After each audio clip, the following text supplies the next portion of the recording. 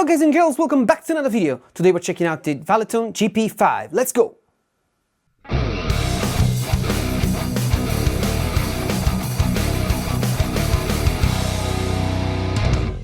So, welcome back. Today we're checking out this cool little modular, and yeah, it's another one of those very affordable modulars. It's priced similarly to the Pocket Master, a little bit more. It's 79 euros or dollars, I think. And yeah, it's a pretty simple device. It looks more similar to the Tone X1. This one isn't battery operated. Needs a power source. You can plug it with the 9 volts DC or with USB-C, and it also acts as an audio interface. It connects via Bluetooth to the app and the phone, and it's pretty simple to use. It's very similar to the Pocket Master. It's just that from here you can do much. You can only toggle between the presets and maybe change a couple of parameters, but I think it's really simpler to use from the app. It's really much easier. I've had some issues with it while trying it. You will see in the demo section. So let's go straight on how it sounds and I'll tell you what I think. So here we have the Valeton hooked to the computer. We're using it as an audio interface, and we can skip through the different presets with the knob. So here, for example, I created some sounds. Like, for example, here is a Soldano. You can see it in the app down here. And here is the sound.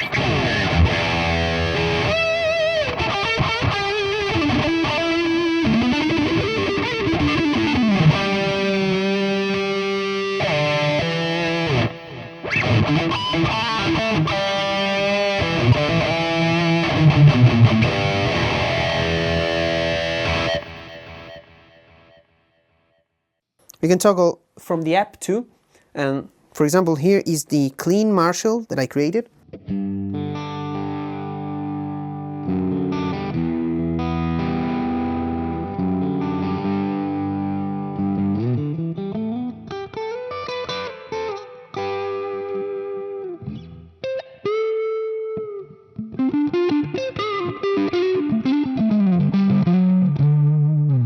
For example, if we want, we can add an overdrive.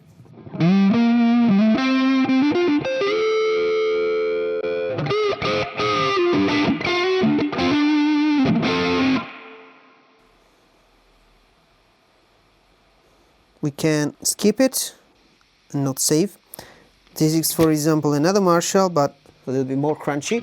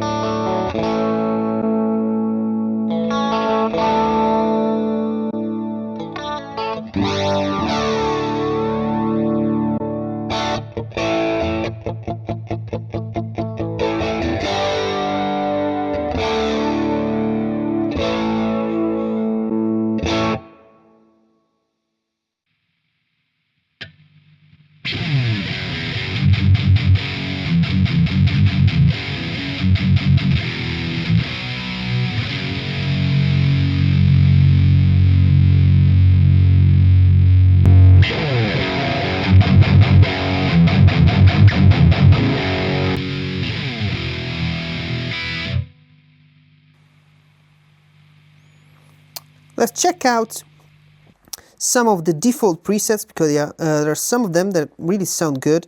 For example, let's start with the first one.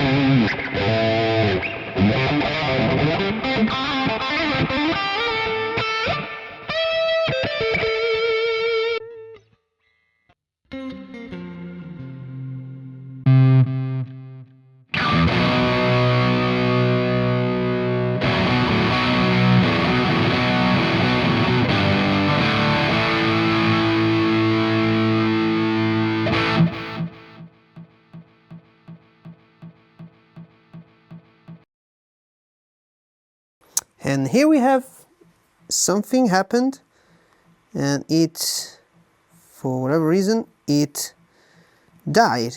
So let's see if we can get it back. We're still running here.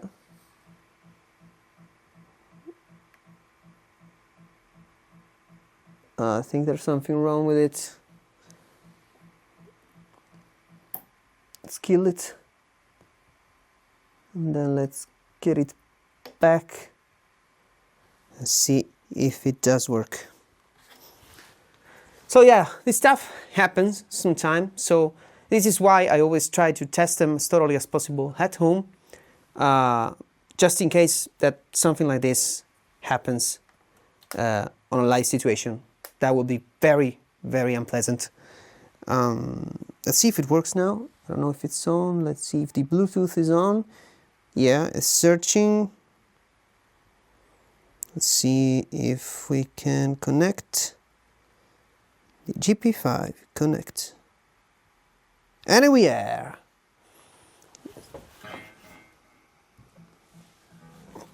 Okay, we are back. Let's get the recording, and we are recording. Okay, for whatever reason, something happened. Let's see if change into the solo wah. Okay, we're good.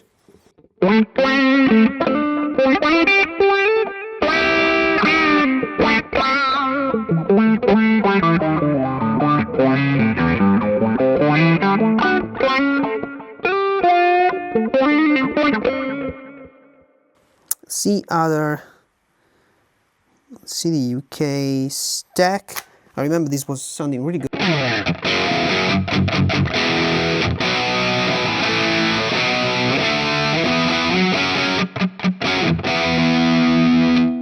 Let's see how it reacts to volume.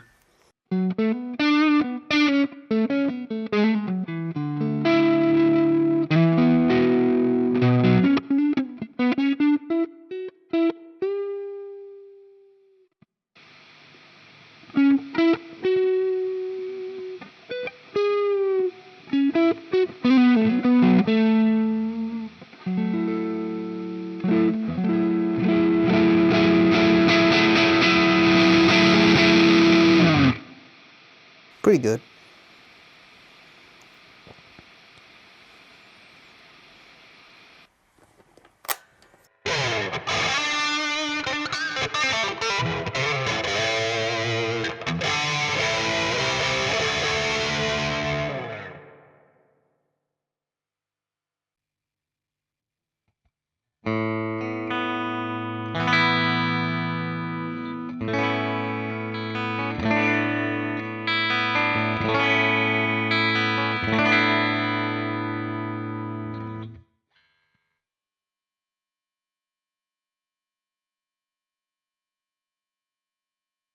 And it's died again.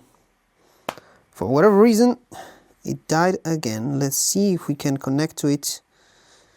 I don't know what's going on. It was working fine until a couple of hours ago. And now it's going.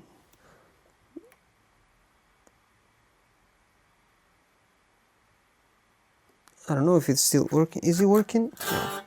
Yeah, that's the issue, because I can, if this happens on a live situation, you're done. I don't know, man. Why do you have to be so unreliable? It's like 2 times in a row. And the pedal is completely frozen, you can do anything, which is the biggest issue, because if it kept on working, at least you were making sounds. You can adjust the volume, you can try to work it out if you're on a live situation. But right now you're dead. No sound at all, pedal freeze, you gotta unplug it and plug it on. And if you're going straight to PA, it's gonna make a big pop unless you try to warn the sound guy. So not good.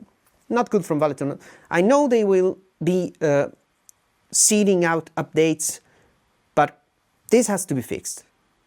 Let's connect again. Let's start the recording again.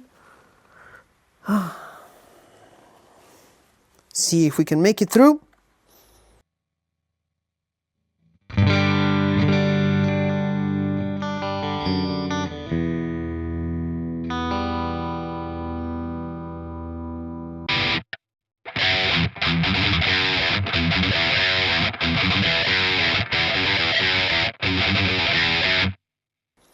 This sounds a bit wrong.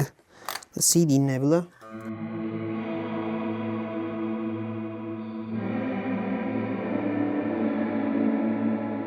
It really does sound like a nebula. So, it sounds pretty good. I hope they fix this issue. Maybe it's this unit alone that's acting up, and I don't know why. Maybe yours works perfectly, but if it happens to you, just hit the support from Valeton and ask for their help, because this is not usable. Even at home, if you're recording, it's gonna bug you, but it's really unusable in a live situation if it does this. So pretty cool, right? It sounds good. The presets out of the box aren't the best. I think that the presets in the Pocket Master sounded better, but if you tweak it a little bit, you create your own presets, this can sound really good. And all the sounds that you heard in the intro, for example, were all done with the Pocket Master without anything out of what comes with the pedal. So stock IRs, stock amps and effects. It sounds really good, and the effects sound good too. The stereo delay was very good. The reverbs are very nice, I think.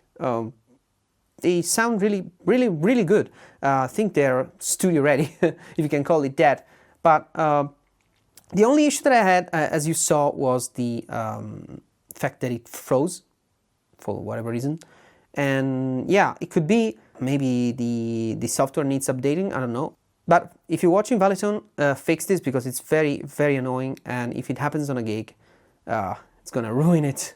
The Valeton GP-5 can also load neural amp models. It needs a conversion because the pedal runs at 24-bit 44.1 kHz instead of the 48 that the NAMM profiles are profiled. So let's check how they sound compared to the NAMM on the computer and the real sound of the amp. It's a neural amp model of the clean channel of the amp, my Mini Jubilee, and the lead channel of the amp. So let's compare them. The IR are the same. They are applied to the out of the amp, they are applied to the NAMM profile, and they are applied to the Valeton GP-5.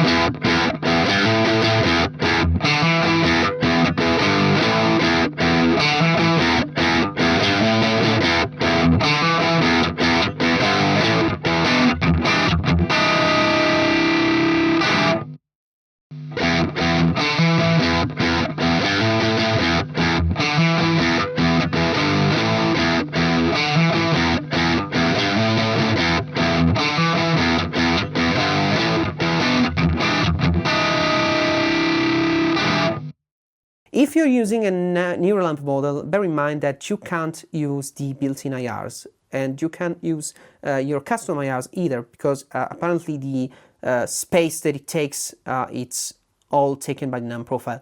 And despite seems a bad thing, I think it's a good thing, because you can bake in your neural amp model the IR, and it's really better because, as you saw in the video of the Pocket Master, if you haven't watched it, it's up here or down in the description, but the neural amp model sounded way off than how it sounded in the computer.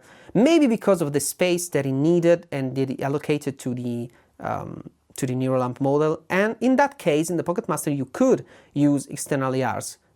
They sounded really bad because the model sounded bad. In here, I think it sounds pretty close, I have to say. Of course, you need to bake it into the pedal. That really is a plus because usually they kind of sound a little bit different. But I want to know your thoughts. Let me know in the comments if you heard any difference, if they sound the same to you. I really feel that they will sound the same to your audience. If you're playing live, if you're playing at home, it won't be an issue. The Pocket Master really sounded bad. So you'd be better off by not using Neural Amp models and just using the models inside the Pocket Master. In this case, I think it's really a viable option, but you don't need to do that because I think that the models inside are many and they basically all sound good, and the ARs sound good. As always, I still recommend put your own ARs. I bet they will sound even better, but the stock ones, they sound good. And they have an EQ section in the Mesa. For example, there is a EQ slot in the chain, and there are different types of EQs, guitar EQ and two guitars EQ, a bass EQ, and there is also a Mesa style EQ that I used in the Mesa preset, and yeah, it sounds pretty amazing. It makes a difference in the sound. I don't know if it sounds just like a Mesa EQ, I can't test it right now, but it sounds good. So it's really cool that they give you this feature. So this is it for today. Let me know in the comments what you think. Subscribe if you want to support me. I also have a Patreon link down below if you want to support me even more and allow me to do these videos. And yeah, I'll catch you in the next one. See ya!